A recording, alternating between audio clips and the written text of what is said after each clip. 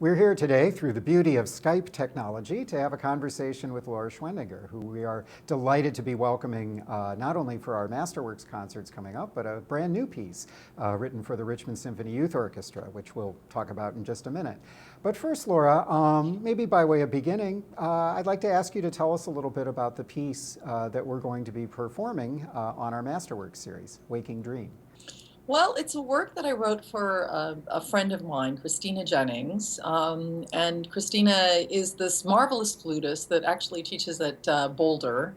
The thing that I love about Christina's playing is her incredibly luscious sound.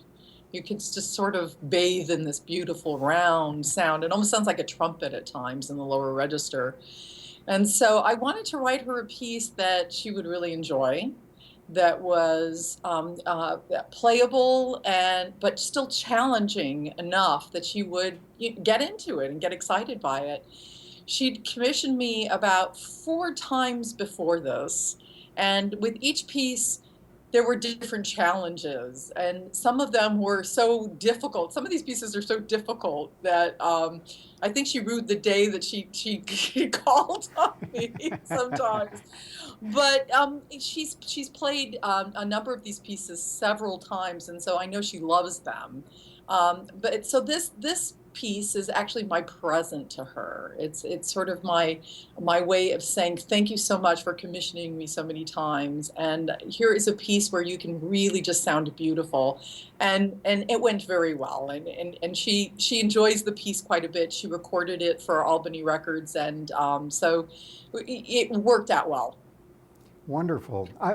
I'm curious how the color of the solo flute, and especially as I hear you describe her playing, how much that affected the way you thought about the full orchestra as it connected. Well, the sound of the flute is really one that has many different kinds of colors. It can be very shrill, it can be very luscious, it can be very warm, it can be very resonant. And I think of it in sort of a coloristic way, as you were. I maybe a little bit like Alexander Scriabin, and that different registers have different sort of tone colors to them. So there are bright colors and dark colors. And the fun thing about Waking Dream for me is that it tries to elicit all of those colors from the flute, and then also from the orchestra in their response to the flute and their subtle sort of support of the flute. Yeah, that's actually one of the things I love about the piece so much, is that connection of the colors of the flute to the colors of the orchestra itself. Well, we're fortunate enough to have you here with us in Richmond for a number of days through the Music Alive residencies, which we had applied for, and you applied for. And the interesting thing about this, I guess, is that composers and orchestras apply separately, and we're sort of matched up, sort of like speed dating in a way or something like that. But I'm thrilled with how it ended up. But maybe you could tell us a little bit about some of the activities that you've planned for Richmond, or some of the things you've done in other residencies. Well, we're planning to do some community outreach, so we'll be working with some school children, which I'm so excited about. I taught for a number of years at the preparatory division at the San Francisco Conservatory of Music, and actually some of my students have gone on to do great things. Gabriella Frank was a student of mine, and I started her as a composer and taught her for 6 years.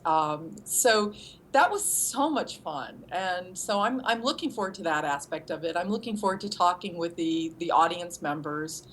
I've done a little bit of these residency things before. Actually, I just came back from the Advanced Institute, or the Institute for Advanced Study, as they put it, at Princeton. Wow. And I was there with Augusta Reed Thomas and Melinda Wagner, and we did sort of a mini residency there. We spent 2 days with them, talking to the fellows and presenting concerts of our music, and it's always fun to engage with the audiences. It is. I couldn't agree more. And I think it's always nice for audiences to get to meet composers in a more personal way, and learn more about just the stories behind the music in a certain way. And in fact, you mentioned your work with kids, and we're really excited because we were able to commission a new piece from you for our Richmond Symphony Youth Orchestra, which will be premiered in May. Can you tell us a little bit about that piece? Sure. Stephen, I think you may know that I've been a little obsessed of late with the extinction of animals. I've heard And that, this yeah. I finished a piece recently for the Jack String Quartet, and we just recorded it for Albany Records. A Creature Quartet, which is a much more extensive piece, and but this piece is again dealing with my interest in animals and also their extinction and trying to make people aware of this. And I thought for the children, this would be a really fun way to connect with those student players because they, after all, they're the voters and the thinkers and the movers and shakers of tomorrow. And so, if they're aware of the plight of these animals, hopefully that'll create conversation that might help in the future. And so these are three little character portraits, and we started with this interesting idea. Kaitaro and I had some conversations about, how can we get the kids involved in the decision making? And so we put up an online poll with several extinct animals or endangered animals and asked the children to make a vote. And they did. And so we ended up with the Amur leopard, the beluga whale, and the Galapagos penguin. Wow. And That's great. I mean, I'm just imagining all the music that could be connected to those three different animals. Yeah, once I had those three, I was lucky enough to have some time at McDowell Colony this summer, and I spent about a month trying to imagine these animals and creating these little character portraits for the orchestra, and I hope they enjoy them.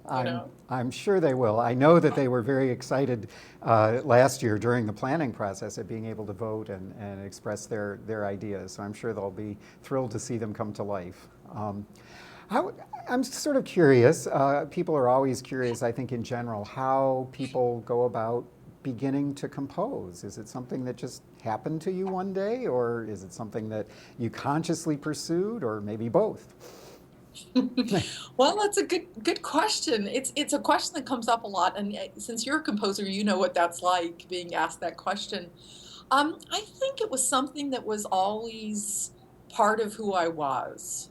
As a baby, my parents said that I used to hum little tunes, and they didn't know what these tunes were, so they thought I was making them up. And then years later, they got the idea to buy a piano, and they bought this, antique upright. It looked a little bit like a coffin. It was painted Oh gray. my gosh. I don't know where they found it. I've never seen a piano like that since. And I'd sit at the piano and I'd make up little tunes. And it wasn't until I guess I started studying flute. I was about 7 or 8 that I started writing these things down. And then at 13, I joined a youth orchestra in the Bay Area called the Berkeley Youth Orchestra. Sally Kellerman was their director at that point, and then later the Young Person Symphony Orchestra in Oakland, and then the Oakland Youth Symphony. So I made the Youth Symphony, rounds. and and at that point, the Berkeley Symphony, Sally asked me, will you write something for us since you're composing?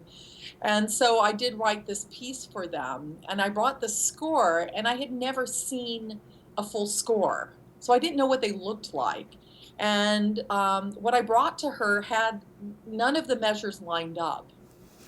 And she said, Laura, you have to line up the measures. And so I went home and I very carefully connected the measures through these sort of ruler lines, but they were all, at different angles. And I brought it to her, and she said, "Oh, Laura, I see. We really need to get you looking at scores." And so she lent me about a dozen scores: Beethoven and Haydn and Bartok, and that's when the bug hit. Yeah. It was as if as if lightning had gone off.